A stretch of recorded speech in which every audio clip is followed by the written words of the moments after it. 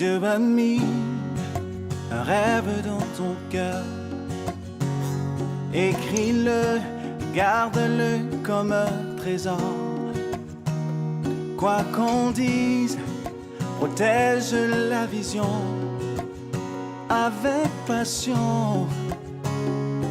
Oh oui, quand tu sais de tout ton être que ce rêve ne vient pas de toi. Même si tu ne vois que le contraire, persévère. Oh oui, persévère. Persévère. Persévère.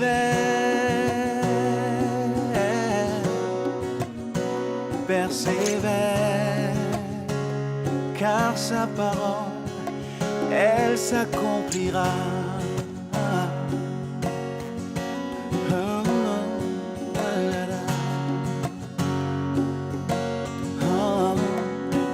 Si dans ton cœur est réelle cette promesse, quand vient le doute, lève-toi et confesse que Dieu est vrai et que sa parole demeure éternelle.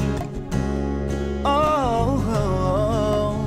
Car ce qu'il promet, mon frère, ma soeur, n'est jamais vain. Toujours fidèle et son chemin certain. Même si les choses semblent n'aboutir à rien, persévère. Oh, oh, oh.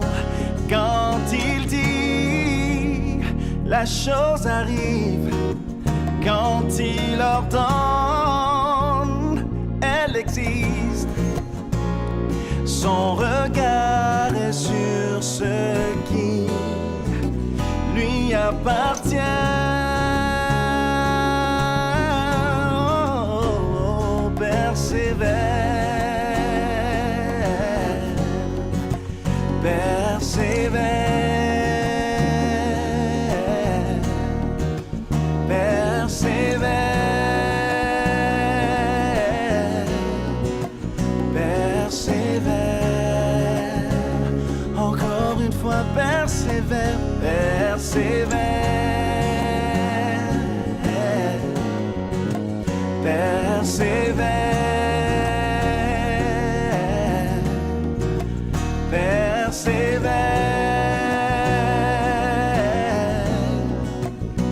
persévère, car sa parole, elle s'accomplira.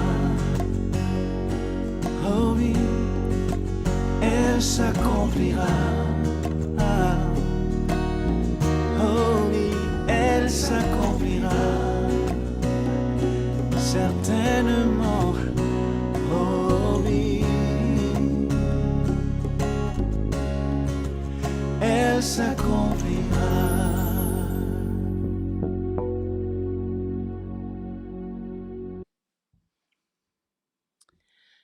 Mais bonjour. Bonjour. Vu qu'il y a du monde, on va en profiter pour entendre un retour du bonjour. On est toujours dans notre série dans l'Épître aux Hébreux, puis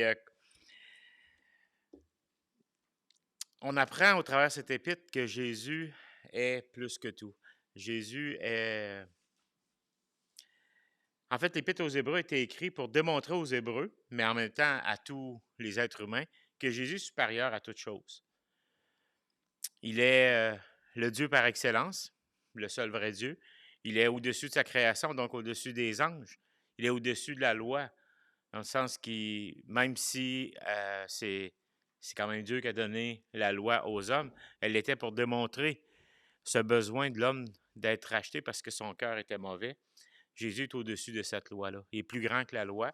Puis la loi de Christ, c'est-à-dire ce que Christ a accompli, est plus grand que la loi. Christ est encore plus grand que tous les intervenants ou encore tous les intermédiaires que l'homme aurait pu mettre entre lui et Dieu. Au départ, il y avait tous les côtés du sacrifice, puis des sacrificateurs, puis donc Jésus était plus grand qu'eux parce qu'il n'avait pas à lui-même à offrir des sacrifices pour lui. Et il est aussi le sacrifice le plus excellent. C'est ce qu'on avait vu depuis le début dans toute cette épître aux Hébreux, cette lettre aux Hébreux qui nous montre justement que Jésus est plus que tout. On avait vu la partie doctrinale, puis là, maintenant, on est rendu dans la partie un peu plus pratique. Et pourquoi la pratique? Bien, en même temps, Dieu ne veut pas avoir seulement des savants autour de lui. Il ne veut pas s'entourer d'hommes ou de femmes, là. Il ne veut pas s'entourer d'êtres humains qui, tout ce qu'ils font, c'est de l'étudier puis en savoir, mais que rien, ça ne change rien dans leur vie. Parce que comme être humain, on a été créé avec un besoin de contact, premièrement avec lui, mais aussi avec les autres. Le contact qu'on a besoin avec Dieu se reflète dans le contact qu'on a besoin avec les gens autour de nous. Parce que Dieu nous a créés comme des gens qui devaient entrer en communication. On est des créatures sociales. Aussi peu sociales qu'il y en a qui peuvent être, autant c'est qu'on est des créatures sociales. Il n'y a pas personne que son but, c'est comme par exemple certains animaux qui vont, un coup qu'ils naissent, ils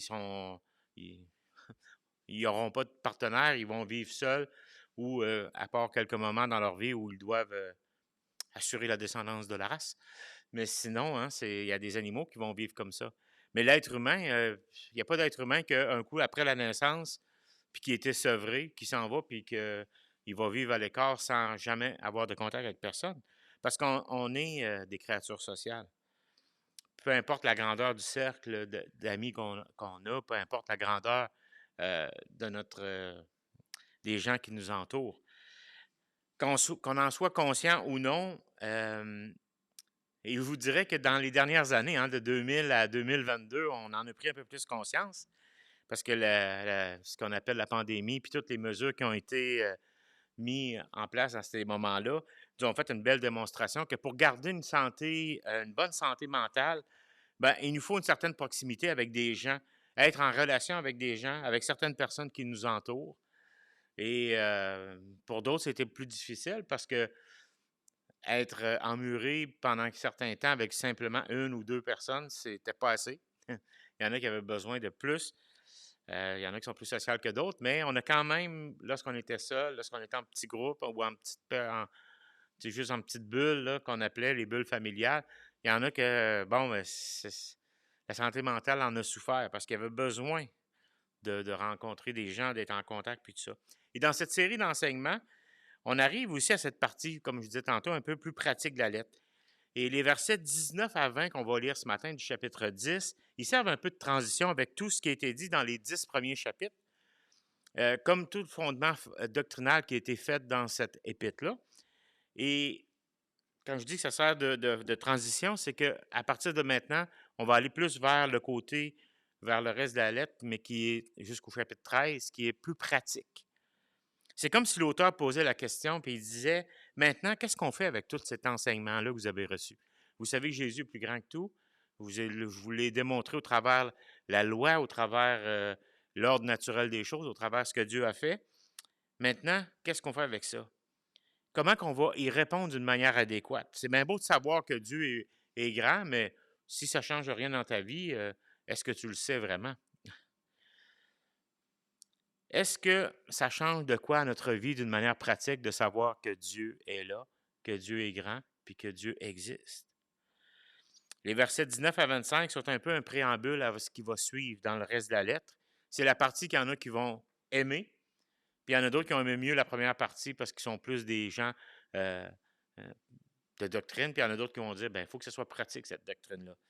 Et c'est bon d'avoir un mélange. Puis la plupart des épîtres sont écrits dans ce sens-là. Il y a un exposé un peu plus doctrinal et il termine souvent les derniers versets ou chapitres avec de la pratique. Et c'est ce message qu'on va regarder ce matin. Je vous invite à tourner avec moi dans Hébreux chapitre 10. On va lire le verset 19 à 25 ce matin. Et ce matin, s'il y avait un titre à donner à ce message, à ces quelques versets qu'on va voir, c'est « S'approcher de Dieu et de l'Église ». S'approcher de Dieu et de l'Église. Lorsque je dis Église, je pourrais résumer ça ou résumer ou le dire un peu plus grand en disant s'approcher de Dieu et de nos frères et sœurs en Christ et de la communauté de croyants. Parce que l'Église ici, c'est vraiment dans le sens d'une communauté de croyants, de cette famille de croyants qu'il y a. Et non pas d'un bâtiment, d'un ensemble de rituels, puis de dire, OK, on rentre, il faut avoir une Bible en dessous du bras, il faut avoir telle coupe de cheveux, il faut avoir l'air de bons croyants, de bons chrétiens. C'est pas, il ne parle pas ici de s'approcher du dimanche matin dans un cadre de réunion stricte, on va chanter tant de chants, on va faire telle affaire, telle prière, telle... Non, non, c'est vraiment pas ça qu'il veut parler ici, mais c'est cette communauté de croyants dans un endroit et un lieu donné. Je vous dirais plus dans un endroit, c'est-à-dire dans un coin de pays, là où tu habites. Et c'est ce qu'on va voir. Au chapitre 10, au verset 19, qu'on va lire jusqu'à 25, je vous lis ça. Ainsi donc, frères, nous avons, au moyen du sang de Christ, une libre entrée dans le sanctuaire par la route nouvelle et vivante qu'il a inaugurée pour nous au travers du voile, c'est-à-dire de sa chair. On parle ici de Christ, du sang de Christ. Et nous avons un souverain sacrificateur établi sur la maison de Dieu. Approchons-nous donc avec un cœur sincère, dans la plénitude de la foi, les cœurs purifiés d'une mauvaise conscience et le corps lavé d'une eau pure. Retenons fermement la profession de notre espérance, car celui qui a fait la promesse est fidèle. Veillons les uns sur les autres pour nous exciter à l'amour et aux bonnes œuvres. N'abandonnons pas notre assemblée comme c'est la coutume de quelques-uns, mais exhortons-nous réciproquement, et cela d'autant plus que vous voyez s'approcher le jour. On va juste prier. Seigneur, au travers de ces quelques versets, on veut en savoir plus sur toi. On va en savoir plus sur ta pensée, on va apprendre à mieux te connaître, mais surtout, on arrive à ce moment dans cet épître où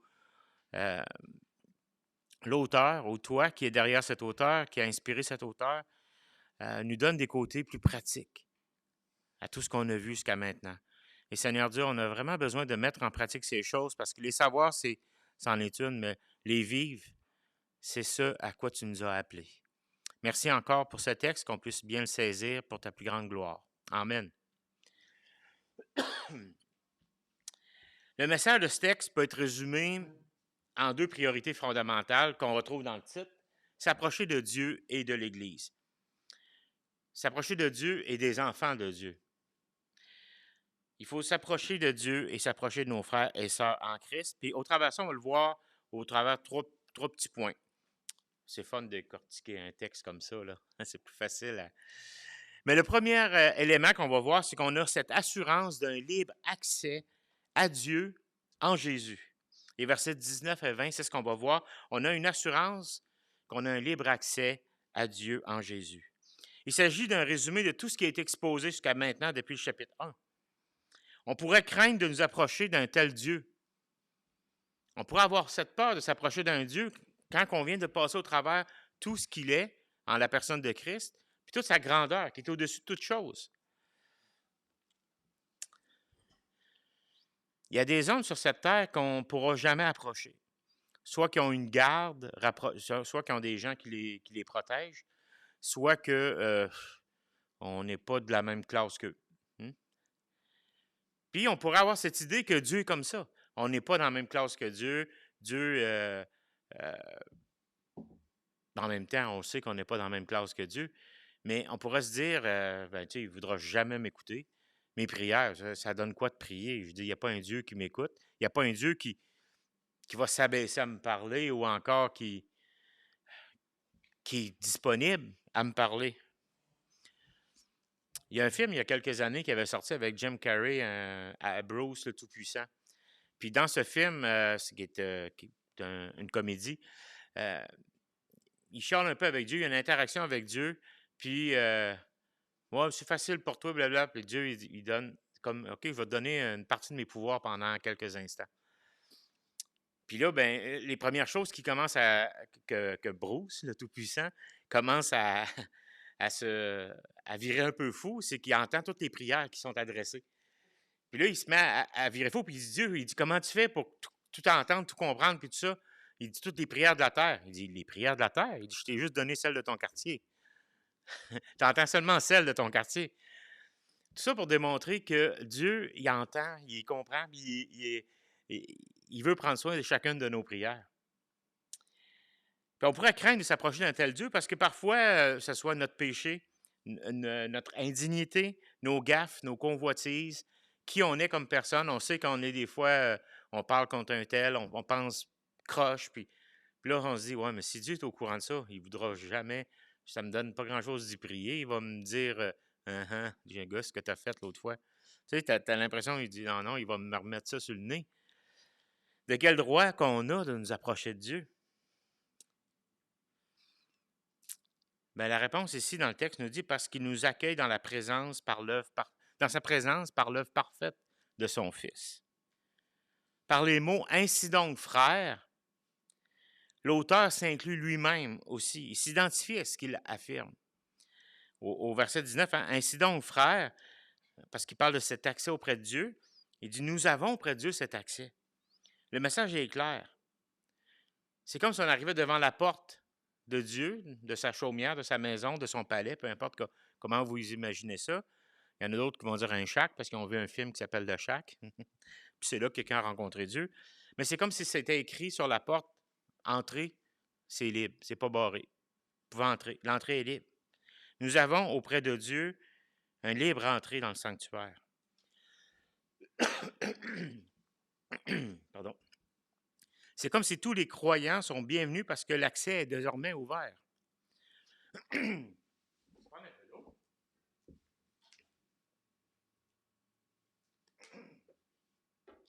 Voyons. Salut! Non, pas parlé assez ce matin, c'est pour ça. Les cordes vocales ne sont pas réchauffées. Tous les croyants sont bienvenus parce que l'accès est désormais ouvert. Notre souverain sacrificateur Jésus a lui-même payé la dette en s'offrant en sacrifice à la croix. Il dit qu'il a fait ça pour nos fautes. Et c'est une voie qui a été inaugurée qui est nouvelle. Pourquoi nouvelle? C'est parce qu'elle remplace non simplement l'ancienne avec ses sacrifices répétés, avec ses exigences de dons, de sacrifices à faire, de tout ça, qu'il fallait répéter. Mais celle-là de Christ est permanente et éternelle. Il l'a fait une fois pour toutes. On se souviendra que sous l'Ancienne Alliance, parce qu'on l'avait vu au début d'Hébreu, les gens pouvaient même pas oser entrer dans le lieu très saint du temple. Il y avait comme un voile. Bien, il n'y avait pas comme un voile, mais il y avait un voile qui était là. L'accès y était interdit par un voile. On pouvait entrer, mais simplement le souverain sacrificateur qui y allait une fois par année. Mais Christ lui est entré dans le sanctuaire avec les mérites de son sacrifice parfait. Il était obéissant jusqu'à la mort. Et ça, on voit ça dans Philippiens. Philippiens, chapitre 2, verset 8, ça nous dit « Il s'est humilié lui-même, se rendant obéissant jusqu'à la mort, même jusqu'à la mort de la croix. » Et si on continuerait le texte dans Philippiens, ça dit qu'il a ouvert ce qui était inaccessible. Il a tracé un chemin. Il a inauguré un chemin nouveau et vivant, puisqu'il est ressuscité puis il vit éternellement. Son corps cloué à la croix a servi de voile, puis il s'est ouvert pour nous assurer l'accès dans la présence même du Père. L'Évangile de Matthieu nous raconte dans Matthieu 27, 50, 51, ça dit ceci. Jésus poussa de nouveau un grand cri, à un fort prix, et rendit l'esprit. C'est-à-dire, il est mort, il est décédé. À ce moment-là, il est mort. Et voici le voile du temple se déchira en deux, depuis le haut jusqu'en bas. Sa mort en sacrifice était le moyen de nous offrir un accès ouvert et permanent grâce au trône de sa grâce, mais grâce à son sacrifice. On n'a aucune raison de craindre de nous approcher de Dieu, puisque Christ a ouvert cette route, puis il nous a précédés. Ça nous dit que maintenant, il est assis à la droite. On avait vu la semaine passée le pourquoi. Ça disait qu'il était maintenant assis dans la droite du Père, dans le trône. Ça ne veut pas dire que présentement, il est assis physiquement de cette façon-là. On ne le sait pas. Peut-être aussi, mais bon. Mais c'était l'image qu'il avait accompli, l'œuvre qu'il avait accomplie. Puis maintenant, il était dans la gloire assis à la droite, c'est-à-dire que parce que tout le long, par exemple, les Lévites, quand ils servaient dans le temple, il fallait qu'ils se tiennent debout. Ils ne pouvaient pas aller s'asseoir, ils ne pouvaient pas aller, c'était comme une exigence. Tant qu'il y avait des sacrifices à faire, ils étaient debout. Mais maintenant, le fait que Christ, lui, est assis, c'est que son œuvre est accomplie, puis que nos péchés sont pardonnés. Et c'est pour ça qu'on a cette assurance d'un libre accès à Dieu en Jésus. Et ça nous amène au deuxième point à partir du verset 22 et 23, qui nous dit qu'on peut s'approcher de Dieu avec confiance et selon ses termes, selon ses propres termes. On peut s'approcher de Dieu avec confiance. Si on pouvait s'approcher de Dieu, on avait l'assurance d'un libre accès, c'est que c'était certain que cet accès-là était ouvert à cause de Christ. Maintenant, on peut s'approcher de Dieu avec confiance, parce que c'est lui qui a établi les termes, c'est lui qui les a accomplis. Puisque l'accès est ouvert, notre réponse devrait être évidente. On doit s'approcher de Dieu. Approchons-nous de notre Dieu. Cette section nous rappelle un peu ce qu'on avait vu au chapitre 4, je ne sais pas si vous en rappelez, dans Hébreux chapitre 4, versets 14 à 16. On n'ira pas lire, mais ça disait à la fin, « Approchons-nous donc avec assurance du trône de sa grâce. » Et là, il reprend cet même élément ici, en nous disant qu'on peut s'approcher avec confiance auprès de Dieu. C'est pas comment je pourrais dire, c'est pas une église qui a décidé que, hey, maintenant, si vous venez chez nous, vous pouvez, Dieu va être content puis vous allez pouvoir vous approcher de lui. C'est Dieu lui-même qui nous dit, approchez-vous donc de moi. Jacques reprend l'expression dans Jacques 4,8, il dit, approchez-vous de Dieu et il s'approchera de vous. Jacques 4,8, approchez-vous de Dieu, il s'approchera de vous. Dieu veut qu'on s'approche de lui. L'auteur prend bien soin de nous préciser qu'on ne peut pas nous approcher de Dieu d'une manière désinvolte. Si on lit les versets, là on est toujours dans les versets 22 à 23, 22 à 23, ça dit « Approchons-nous donc avec un cœur sincère, dans la plénitude de la foi, les cœurs purifiés d'une mauvaise conscience et le corps lavé d'une eau pure. » On peut s'approcher de Dieu. Dieu veut qu'on s'approche de lui, mais pas d'une manière désinvolte, puis dire « Coucou, je suis ici, tu vas faire avec moi. » On n'arrive pas devant Dieu, je n'oserais pas prendre le terme comme un cheveu sur la soupe, là, mais on n'arrive pas devant Dieu d'une manière désinvolte. On n'arrive pas selon nos termes en se disant « Hey, maintenant Dieu, je peux m'approcher de toi parce que j'ai fait ça. Je vais à l'église tant de temps par année, tant de fois. Puis, hey, j'ai même emmené un de mes amis l'autre fois. Hey, c'est cool, ça, hein? Non, c'est pas ça que Dieu est en train de nous dire. C'est pas nos termes, mais c'est selon les siens. Et il les nomme ici. Il nous parle d'un cœur sincère, authentique, transparent devant lui. Le cœur sincère, c'est qu'on veut s'approcher de lui. On veut apprendre à le connaître.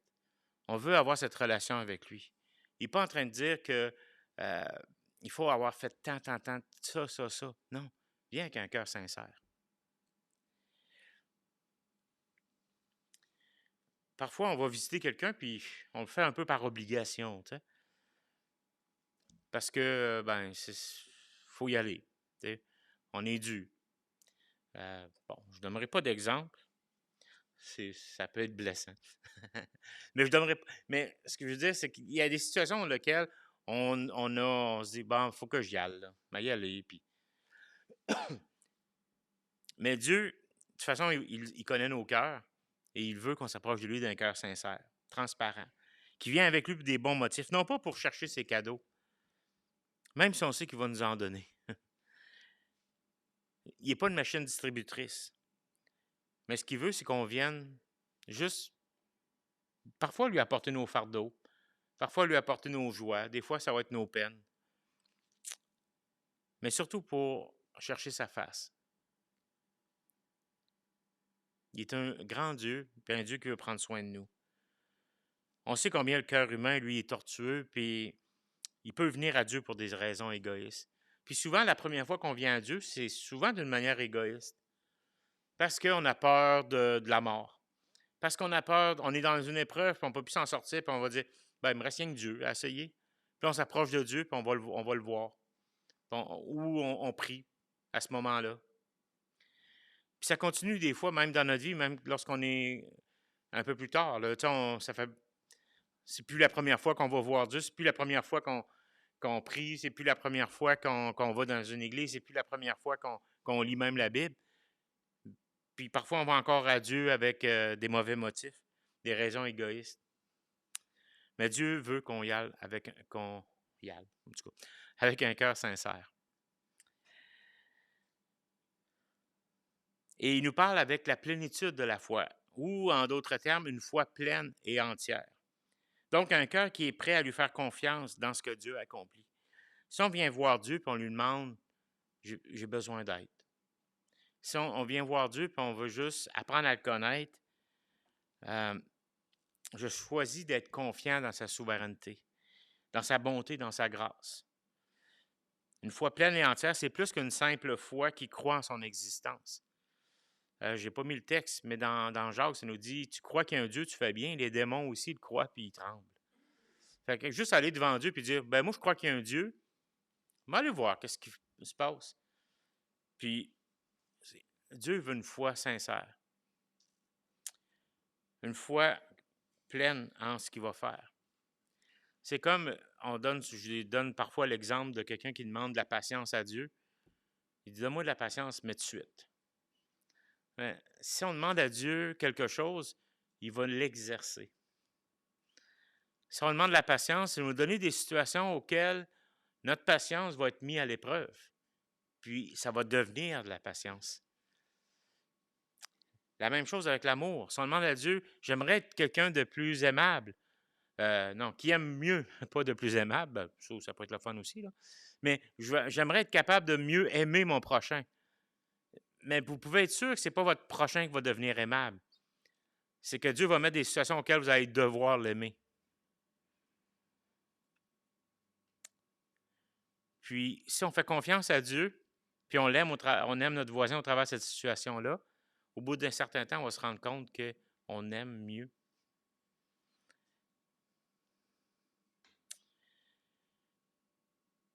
On va le voir au chapitre 11, dans probablement 2 ou 3 semaines. Cette foi-là que Dieu veut, c'est une foi qui lui plaît, qui croit non seulement qu'il existe, mais aussi c'est une foi que lui va récompenser celui ou celle qu'il cherche. Il va récompenser cette foi-là. Un autre des termes que Dieu a décidé, que Dieu nous demande, c'est d'arriver avec un cœur pardonné. Le cœur purifié d'une mauvaise conscience et le corps lavé d'une eau pure. Parce que depuis la chute ou depuis la rupture, l'être humain cherche à se distancer de son Créateur. Il a besoin du pardon puis d'une réconciliation, cet homme-là. On a besoin du pardon de Dieu. Puis le cœur purifié, le corps lavé sont l'expression d'un pardon définitif. C'est de venir devant Dieu dans cette attitude que Seigneur, je te demande pardon pour ce que je fais.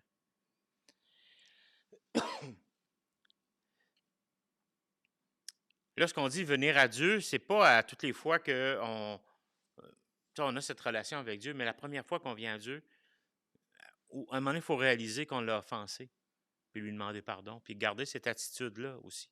Parce que parfois, il va nous montrer des choses dans notre vie qui vont nous faire mal, parce qu'on va s'apercevoir qu'on était loin d'être parfait sur certains domaines. Et il faut avoir cette attitude d'un cœur pardonné, d'un cœur qui veut accepter le pardon de Dieu, mais qui demande aussi pardon. Le cœur purifié et le corps lavé sont l'expression d'un pardon définitif. Donc, tu arrives devant Dieu, puis tu as cette assurance que Dieu t'a pardonné.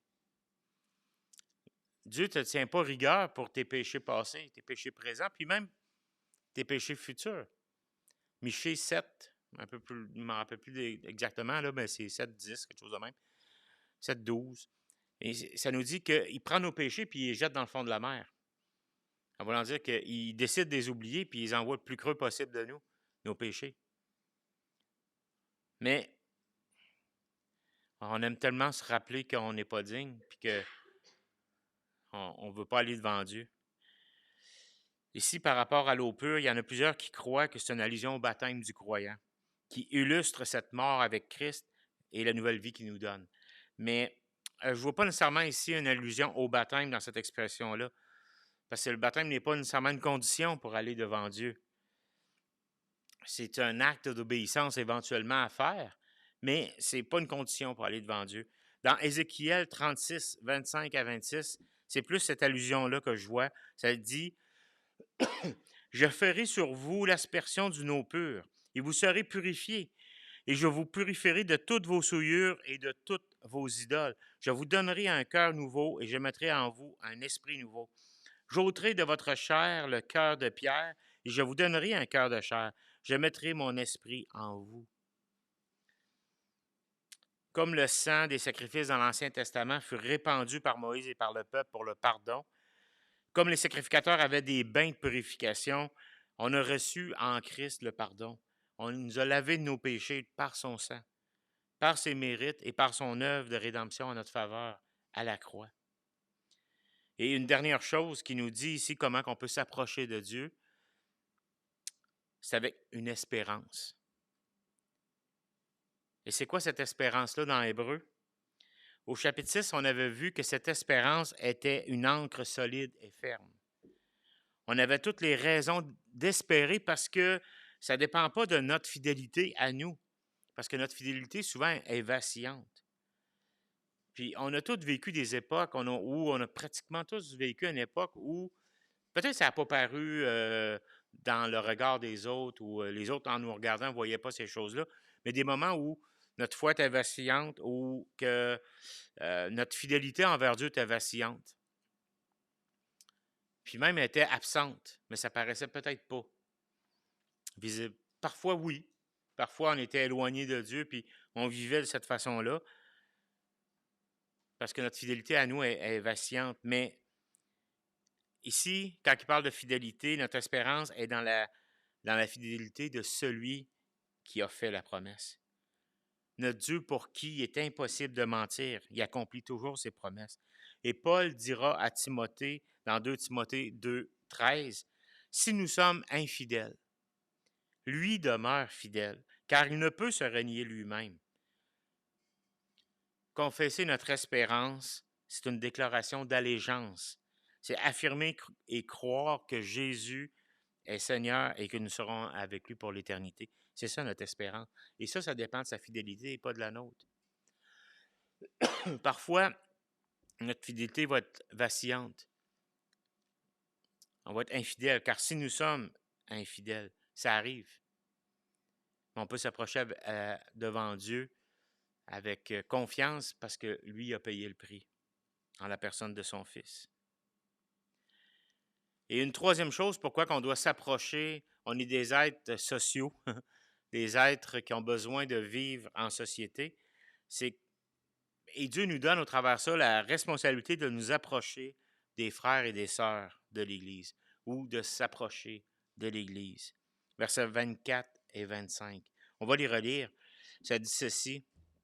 « Veillons les uns sur les autres pour nous exciter à l'amour et aux bonnes œuvres. N'abandonnons pas notre assemblée comme c'est la coutume de quelques-uns. Nous exhortons, mais exhortons-nous réciproquement, et cela d'autant plus que vous voyez approcher le jour. » Le péché, le mal, la souffrance ont une grande puissance d'éloigner les gens les uns des autres. Autrement dit, quand je fais quelque chose de pas correct à quelqu'un, on a tendance à s'éloigner l'un de l'autre. C'est un réflexe. Des fois, on a été blessé par l'autre ou des fois, on a blessé l'autre, peu importe. Mais on a tendance à s'éloigner. On est fait comme ça. Puis malheureusement, on est comme ça avec Dieu. On offense Dieu, puis on ne veut pas arriver à cette attitude de pardon, puis on a cette tendance à s'éloigner de lui. Comme disciples de Christ, Dieu nous donne le mandat de nous aimer réciproquement. On est appelés à nous approcher les uns des autres.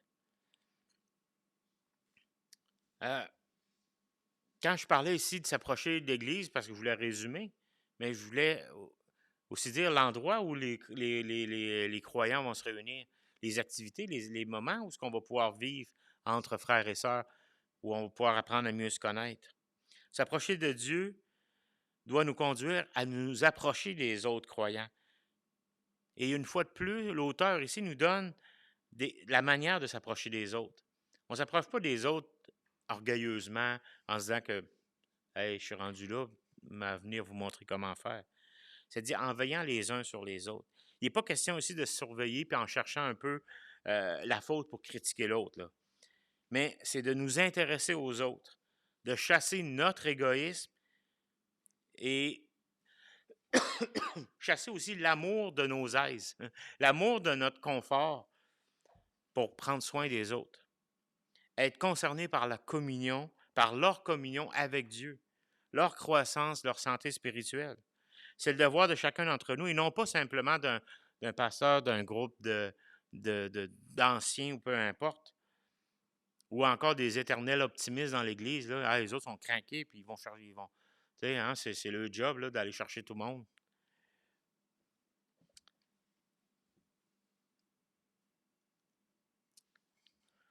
J'ose poser cette question-là, mais combien ont décroché de la vie de l'Église pendant la pandémie?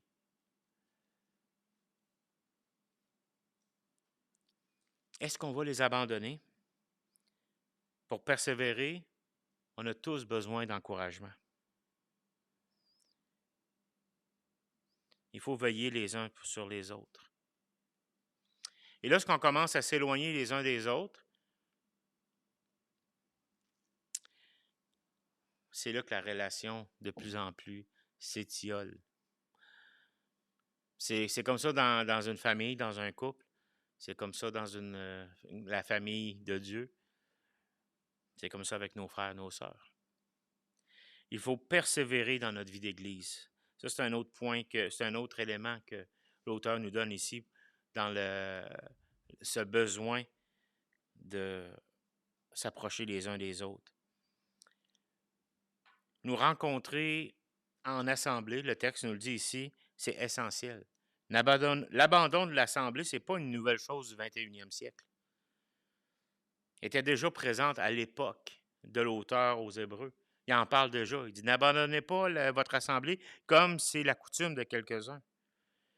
Est-ce que c'était à cause de la persécution, de l'indifférence, de d'autres priorités, des gens qui devenaient plus religieux puis disaient, sont pas assez, les autres dans l'Église sont pas assez religieux, moi je retourne à telle affaire. On ne le sait pas exactement. Mais peu importe ce qu'il y avait, aujourd'hui, on n'a pas le monopole de l'erreur. Ils l'avaient déjà, eux autres aussi. Hein? Aujourd'hui, avec Internet, la consommation de culte, quand je dis la consommation de culte, c'est qu'on peut choisir parfois celui qui nous plaît le plus. La musique, les conférences sans implication de notre part, la paresse, abandonner l'Église ou l'Assemblée est tellement facile. Abandonner mon Assemblée, c'est de prétendre que je peux vivre ma vie chrétienne seul, selon mes termes. Et ça, c'est faux.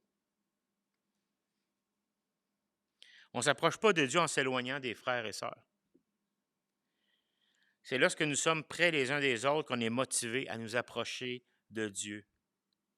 Et c'est ça qui va faire sortir le meilleur de nous avec nos dons, nos talents mis au service de Dieu et des autres. Quand tu as la possibilité d'être dans un endroit où il y a un rassemblement de croyants, une église chrétienne, une église qui est fidèle à Dieu, puis que tu y vas pas,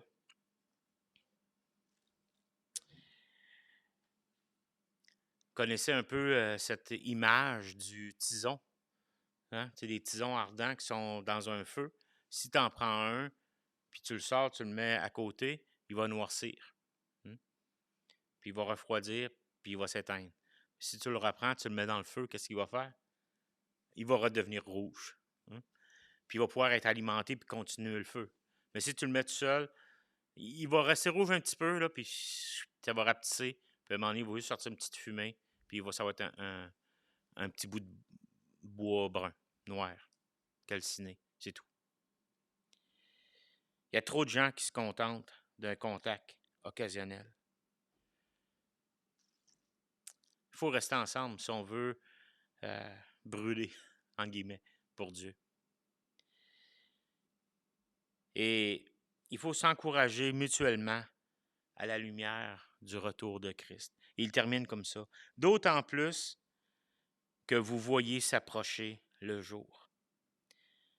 La Bible nous dit qu'un jour, Jésus va revenir. Dans quel état spirituel va-t-il nous trouver? Si tous les croyants prenaient au sérieux cette nécessité de s'exhorter, il y aurait beaucoup moins d'échecs individuels dans l'Église, il y aurait beaucoup moins de chutes et de scandales. Mais il va toujours en avoir parce qu'on est des êtres humains, pécheurs. Il va toujours avoir ces choses-là, malheureusement. Mais il va en avoir beaucoup moins si on prendrait au sérieux cette exhortation d'être ensemble, puis de vivre ensemble, puis de s'exhorter les uns les autres. Puis il y a des choses cachées qui apparaîtraient un peu plus vite.